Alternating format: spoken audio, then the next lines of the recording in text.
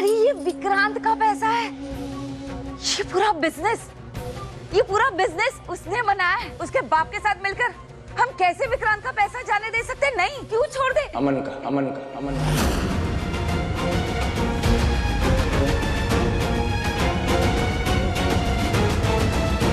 अब बार बार विक्रांत क्यों कर रही हैं? हम अमन की बात कर रहे हैं ना। रोनी सलूजा उसका बाप, ये वो क्या?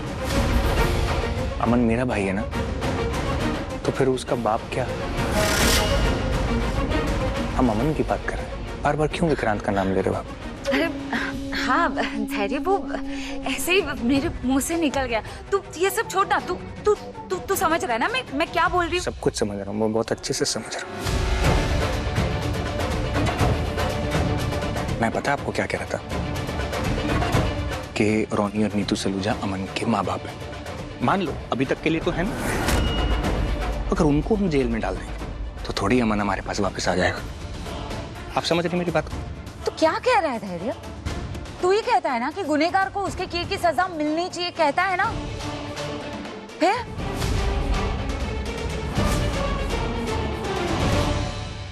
सही, करेक्ट है। गुनहगार तो कोई भी हो तो उसको तो सजा मिलनी चाहिए, बिल्कुल मिलनी चाहिए। लेकिन वो गुनाह जानबूझकर नहीं हुआ ना, वो तो हादसा था ना, आके एक गाड़ी लग गई थी। तो आप समझ रही? धैर्य, उसी हादसे में तेरे बाबा की जान गई थी और तू उनके खूनी को ऐसे ही छोड़ देगा? जाने देगा उन्हें? हम तो जाने दे नहीं सकते उनको। वही तो मैं कह रही हूँ, गिरफ्तार करूं सलूजास को, सबने भी उन्हें जेल में इसी लायक है वो लोग।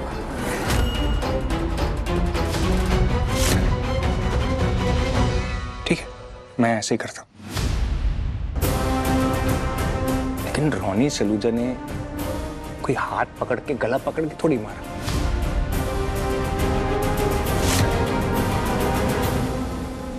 अरे तू क्या बातें कर रहा है? मुझे तो समझ में ही नहीं आ रहा है। मतलब तू बोलना क्या चाह रहा है? ये जरूरी है कि किसी की जान अगर हाथों से गला दबा कर ली जाए तो ही वो खूनी हुआ?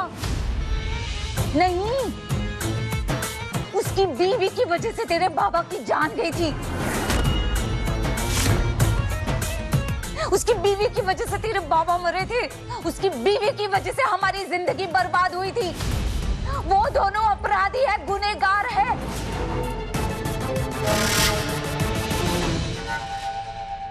अपराधी को तो अपराध की सजा मिलनी चाहिए।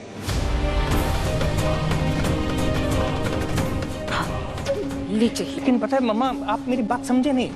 बहुत पुरानी बात हो गई ना, पहले हम छोटे छोटे थे। एक्सीडेंट तो तभी हुआ था ना। तो पुरानी बात है तो क्या भूल जाएगा? छोड़ देगा गुनहगार को? जुर्म चाहे जितना भी पुराना हो, जुर्म जुर्म होता है धैर्य, किसी भी वजह से किया गया हो। गुनहगार की उसके पीछे की नीयत क्या थी ये मायने नहीं रखता, जुर्म मायने रखता है। ये बात तो मैंने सोची ही नहीं। सही कहा आपने, एकदम सही कहा। जुर्म मायने रखता है, कितना भी पुराना क्यों ना। तो फिर वादा कर कि गुनहगार को पकड़ते समय तेरे हाथ नहीं कांपेंगे।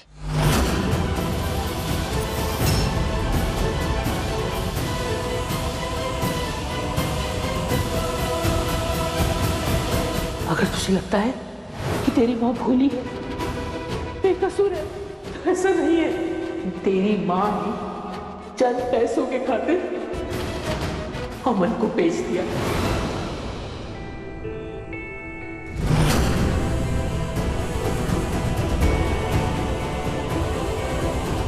मैं वादा करता हूं, मेरे हाथ नहीं कांपेंगे। इंसाफ के लिए लड़ाई लड़ना मेरा फर्ज है, और अपने फर्ज के रास्ते पर चलते हुए मेरे पैर कभी डगमगाएंगे नहीं। तेरे गुनहगार चाहे कोई भी क्यों ना, उन्हें हथकड़ी लगाते हुए मेरे हाथ नहीं कांपेंगे।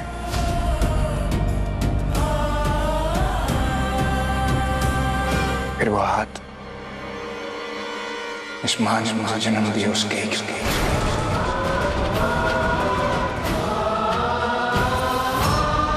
मेरे हाथ नहीं कांपेंगे। क्या?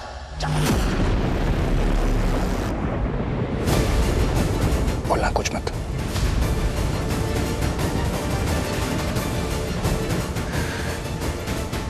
बाबा को मारने के लिए आपने छोड़ा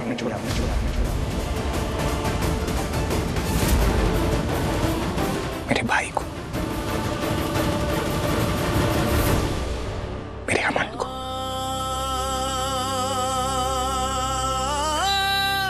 आपने पीछा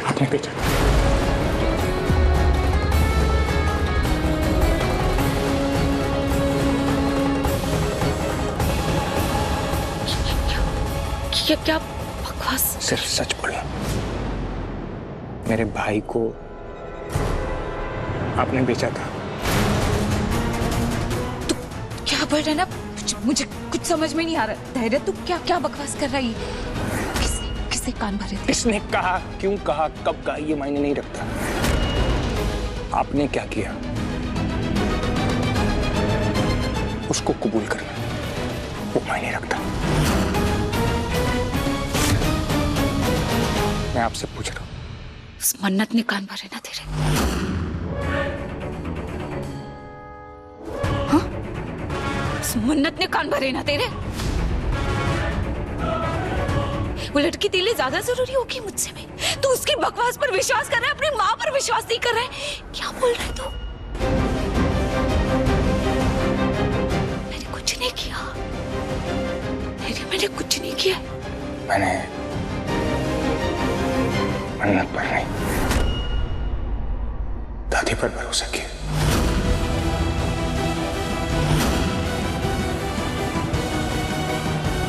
दादी?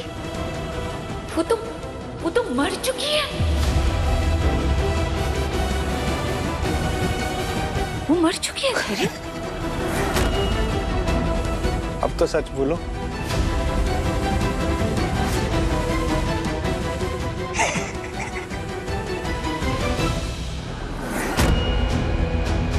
आपके अकॉर्डिंग मर गई है। आपने उनको जहां छोड़ा था ना, वृद्धा आश्रम में मरने के लिए, नजर बंद करके, मन्नत की वजह से मैं अपनी दादी से मिला।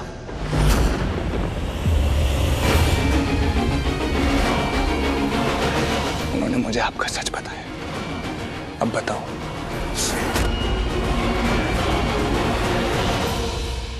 मन्नत जी।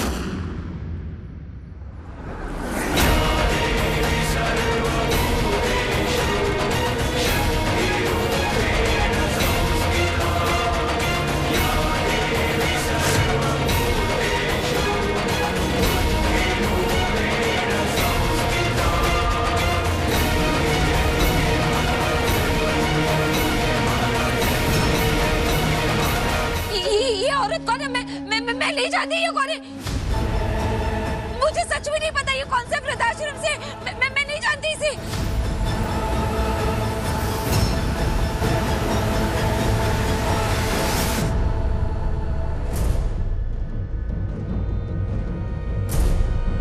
मैंने तो कहा ही नहीं है वृद्धाश्रम से।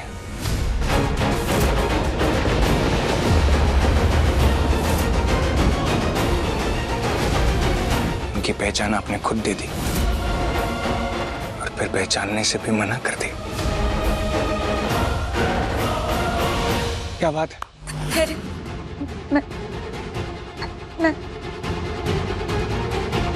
एक भी झूठ ना अब मत बोलना। नीतू मैम, आज तक आप जिस भी सच पे यकीन करती आई है ना, वो सब कुछ झूठ है, सब कुछ झूठ है। आपने विक्रांत सर और धैर्य सर के पिता की जान नहीं ली। उनका एक्सीडेंट भले ही आपकी गाड़ी से हुआ, पर आपने उनकी जान नहीं ली। उनकी खूनी है ये है उनकी खूनी। विशाखा जी उनकी अपनी पत्नी है, उनकी खूनी। और रोनी सर, आपको आज तक लग रहा था कि आपने विक्रांत सर का सौदा किया है, नहीं। अरे इन्होंने मजबूर किया अपनी सास को कि वो अपने छोटे बेटे को बेच दे, अपने पोते को बेच दे। अरे आपको नहीं तो किसी और को बेच देती। अच्छा हुआ आपके पास आए वो, उन्हें डराया, धमकाया, पर अपना सच सामने नहीं आने दिया। दुनिया के सामने खुद बेचारी लाचार बनी रही। और इनकी हरकतें यहाँ खत्म नहीं होती हैं। इन्होंने अपनी सास को मारने की कोशिश की, दवाई के बदले जहर देकर और वृद्धाश्रम वालों के जरिए।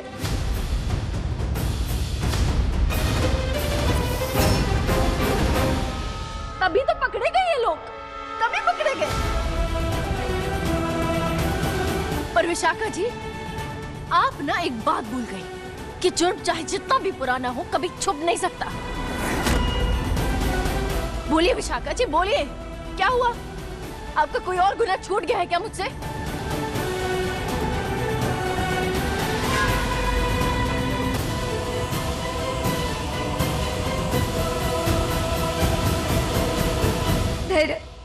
मेरी बात सुन, मैंने जो भी किया ना तेरे लिए किया। मैं मानती हूँ कि मुझसे बहुत बड़ी भूल हो गई, ये मेरी गलती है, मैं मानती हूँ। लेकिन इतने सालों बाद तू उस बात की सजा देगा मुझे। इतने सालों बाद?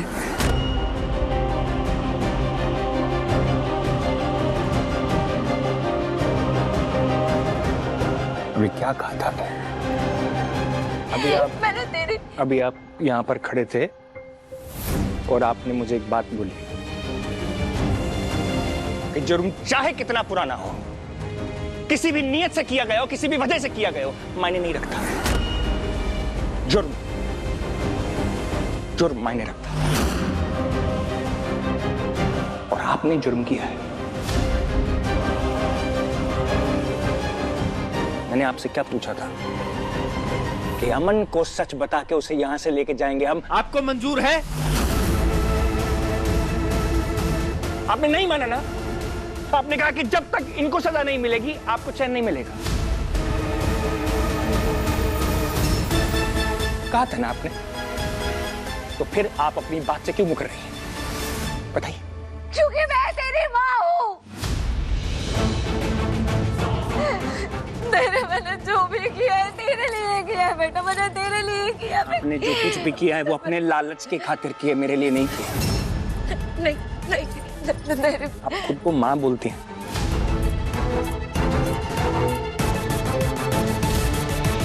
आपको माँ शब्द का मतलब मालूम है? मैं माँ कहता हूँ आपको। माँ शब्द की ना एक गरिमा होती है। जब आपने हमारे अमन को 4 पैसों के लिए इनको बेच दिया ना, उस दिन आपने वो गरिमा मिटा दी। फख्र करता था मैं आपको माँ कहने में और खुद को आपका बेटा कहने में। आपकी किस्से कहानियां उदाहरण देता था मैं सबको। मेरा भरोसा तोड़ दिया आपने। मेरा गुरूर तोड़ दिया। मेरी माँ। आपको पता है, आपके लिए ना, आपके लिए मैं इनसे लड़ा, इस सबसे लड़ा, उस भगवान से भी लड़ा हूं मैं आपके लिए। इनको पूछिए मैंने क्या कहा इनको कि भगवान गलत हो सकते, मेरी माँ गलत नहीं हो सकती। भरोसा तोड़ा मेरे नीचे की हिस्से में ही खींच लिया आपने। आपको शर्म आनी चाहिए खुद को माँ कहने में।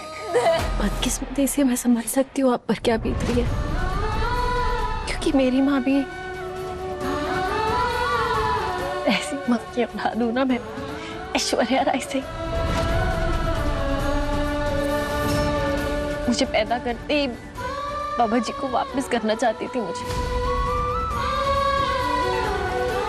ऐसी माँ को देखकर यकीन नहीं होता दुनिया में ऐसी माँएं होती हैं। क्या है ना धैर्य सर, सच हमारी सोच के परे होता है और हमारी जिंदगी का यही सच है। पता नहीं मीना जी, पता नहीं इस सच के साथ कैसे जीऊंगा। जिएंगे, बिल्कुल जिएंगे। इनकी गलतियां, इनकी हरकत, इनके मन का पाप, वो सब कुछ इनके सर। आपको हमें ना हमारे अंदर की अच्छाई पर भरोसा करना है और जीना है।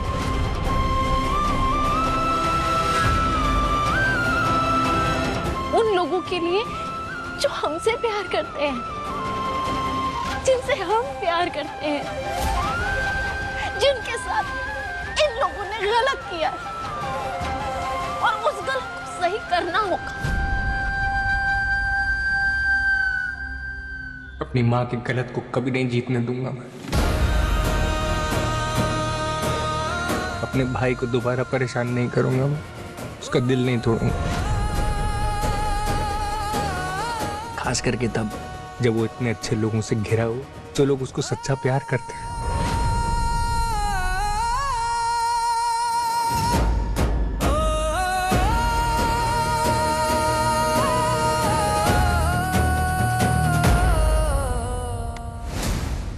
आपको आपके किए की माफी मिल सकती है।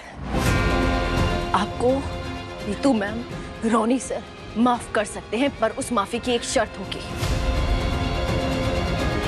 और शर्त ये होगी कि आप विक्रांत सर को कभी कोई सच नहीं बताएंगे।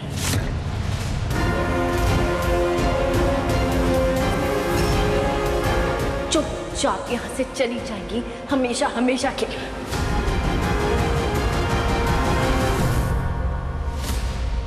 ना ही आप विक्रांत सर की जिंदगी बर्बाद करेंगी और ना ही कभी भी अपनी जिंदगी में रोनी सर या नीतू मैम को ब्लैकमेल करेंगी, उन्हें परेशान करेंगी। समझिए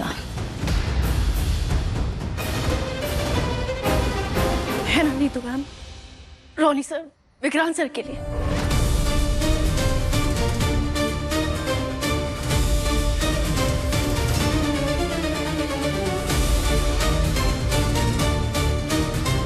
हाँ मदन, तू बिल्कुल सही कह रही है पुत्र। मैं इस विशाखा को माफ कर सकती हूँ, अगर इसे तेरी सारी शर्तें मंजूर है तो। क्योंकि मैंने अपने पुत्र से बहुत प्यार है, मुझे उसकी परवाह है, मैं उसे और दुख नहीं देना चाहती। मैं उसके लिए कुछ भी कर सकती हूँ, किसी को भी माफ कर सकती हूँ, यहाँ तक कि इस विशाखा को भी। सब भूल जाऊंगी कि इसने क्या किया।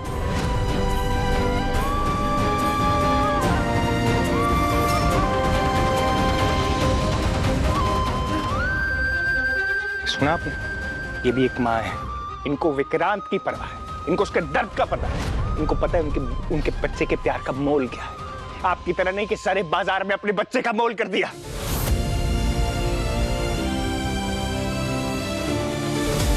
मुझे अफसोस है ये बात कहने का, पर आप मां कहलाने के लायक नहीं है।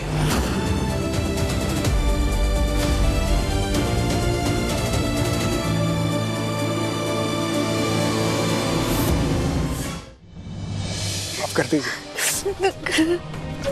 माफ कर दीजिए।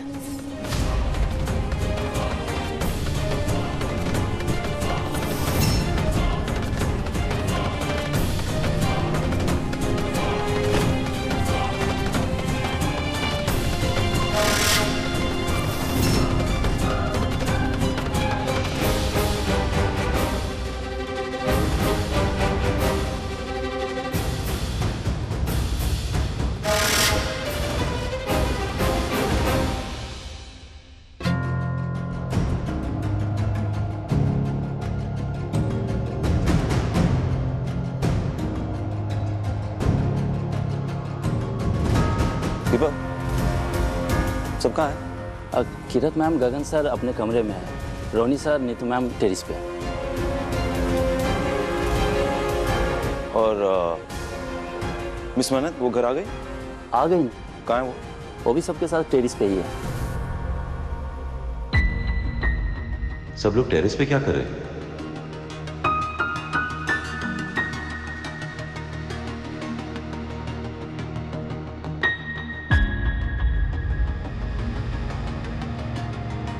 विक्रांत विक्रांत हाय। मैं कब से तुम्हारा इंतजार कर रही थी। एक्चुअली वो मेजबानी में था, लक्ष्मी पूजा की तैयारियां करवा रहा था, इसलिए टाइम लग गया। वैसे सब टेरेस पे क्या कर रहे हैं? और मिस मन्नत भी है वहाँ? हम मन्नत नहीं, मन्नत तो अपने कमरे में है ना, वो लक्ष्मी पूजन के लिए तैयार हो रही है। हाँ पर दीपक ने अभी अभी कहा कि ओके कोई बात नहीं, मम एंड डैड है ना ऊपर, मैं उनसे बात कर जाता हूँ। जैसे 1 मिनट। कैसे रोकूं विक्रांत को छत पर जाने से? विक्रांत विक्रांत रुको तो, कहाँ जा रहे हो? मैं तुम्हारा इंतजार कर रही थी ना, इसलिए क्योंकि मुझे तुम्हें दिवाली का गिफ्ट देना है। हाँ। Thank you, that's very sweet. पर एक बार मैं देखूं तो कि ये टेरेस पे कर क्या रहे हैं। एक सेकंड। रुको तो सही, रुको। अब मेरी बात तो सुनो, मतलब क्या कर रहे होंगे ऊपर? वो तो दिए जला रहे होंगे ना, हैं? सुनो, ये लक्ष्मी पूजन से पहले ना मुझे तुम्हें तोहफा देना बहुत जरूरी है, इसलिए तुम मेरे साथ चलो। चलो प्लीज चलो। वो ना वो पूजा से पहले ही देना होता है। हाँ मन्नत जल्दी कर, मैं विक्रांत को यहाँ पर ज्यादा देर तक रोक नहीं पाऊंगी।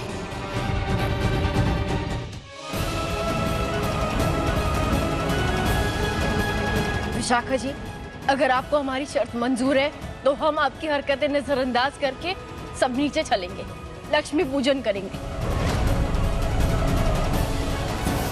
और फिर आप अपने बेटे के साथ अपने घर जा सकती हैं वापस।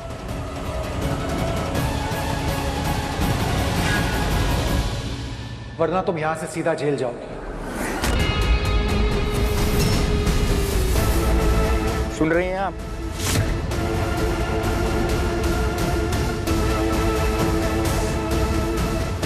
सुन लिए ना लोग भी क्या कह रहे हैं, मान लो उनकी बात। वरना आज आपका बेटा अपने फर्ज के आगे किसी को नहीं चुनेगा। बदकिस्मती से मुझे आपको हथकड़ी लगाकर यहां से ले जाना पड़ेगा।